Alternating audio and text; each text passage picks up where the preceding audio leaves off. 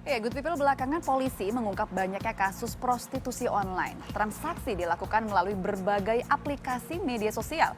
Dalam melancarkan aksinya, para muncikari biasanya gunakan modus memacari korban sebelum menjajakannya kepada para lelaki hidung belang. Mirisnya, perdagangan jasa seksual ini juga melibatkan anak di bawah umur. Berikut laporan khas Selamat Siang Indonesia.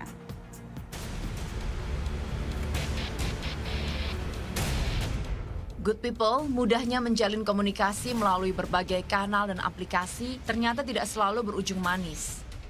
Banyak yang menyalahgunakannya, mulai dari penipuan sampai prostitusi online. Mirisnya bukan hanya melibatkan wanita yang cukup usia, prostitusi online juga menjerat para remaja. Seperti yang baru terungkap akhir Februari lalu. Polda Metro Jaya berhasil membekuk 15 orang muncikari prostitusi online. Tidak main-main, dari 286 PSK yang diamankan, 91 diantaranya adalah anak di bawah umur. Yang terdata sekarang kita itu kan 286, tetapi yang berhasil kita amankan adalah 27 sudah kita titipkan ke P2 TP2A, kemudian juga ada 3 yang kita titipkan di Handayani ya, untuk dilakukan trauma healing lah kepada para korban-korban anak di bawah umur ini dari 91 orang yang kita datakan. Yang jadi pertanyaan, apakah masih ada lebih dari itu? Ini masih kami dalami terus. Perdagangan jasa prostitusi menggunakan media sosial memang bukan hal baru. Berbagai platform ramai digunakan, seperti Twitter, Instagram, dan Tinder. Belakangan aplikasi micet menjadi wadah baru transaksi para penjajah jasa seksual dengan lelaki hidung belang.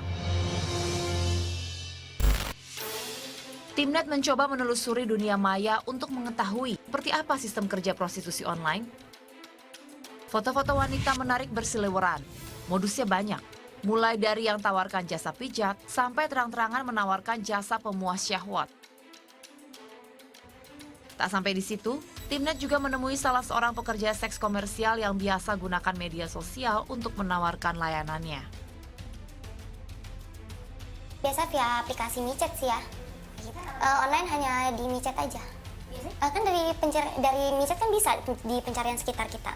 Tadi Gitu. bilangnya langsung aku udah standby di sini gitu. Iya, pokoknya kalau dia nanya di mana tuh Sherlock. Aku sih nggak pakai joki ya mbak, aku nyari sendiri. Tapi pernah nggak? Pernah sih aku pakai joki. Perbedaannya apa tuh antara pakai Perbedaannya ke pendapatannya lebih full ke kita. Kalau pakai joki kan biasa dipotong biasa ongkosnya dia buat nyari tamunya. Karena dia yang lobby. Adalah yang muncikari itu kan sebenarnya mereka menjual wanita-wanita di bawah umur kan, cewek-cewek di bawah umur kayak gitu. Sebenarnya itu yang bahaya tuh yang kayak gitu sih. Yang pernah aku temuin dari umur 19 tahun sampai 35 tahun. Menurutnya tak jarang yang masuk ke jeratan prostitusi online karena orang terdekatnya. Mereka pergaulan sih ya mbak ya. Pergaulan yang aku pernah dengar itu pergaulan mereka karena pertama mereka dipakai sama cowoknya. Udah dipakai sama cowoknya, terus temannya akhirnya bilang, yang udah pernah terjun gitu, dia bilang katanya, lu daripada pakai cowok gratis mendingan lu jual diri sekalian. Terus teman yang satunya lagi bilang, ya dengan cara bagaimana gitu kan. Ya udah sini gua kenalin sama joki, ada yang pernah cerita kayak gitu. Seperti itu akhirnya jadi sekarang terjun karena udah keenakan menikmati hasilnya sih kayak gitu. Kasus prostitusi yang melibatkan anak di bawah umur trennya terus meningkat. Per Agustus 2020, KPAI mencatat terdapat 149 kasus prostitusi anak di bawah umur. Dalam melancarkan aksinya, para muncikari biasanya gunakan modus pacari tiduri jajakan sebelum menjadikan korbannya sebagai PSK. Ini tentu temuan-temuan dari sekian pengaduan yang masuk ke KPAI, misalnya rekrutmen ekonomi untuk penerimaan kerja dan dengan iming-iming gaji yang tinggi. Kemudian juga masih banyaknya biro jodoh ya, yang seolah-olah memberikan kebebasan bagi siapapun untuk menikah. Tetapi di hilirnya anak-anak dijadikan kerja paksakan di berbagai negara dan dimanipulasikan untuk usianya, itu terjadi.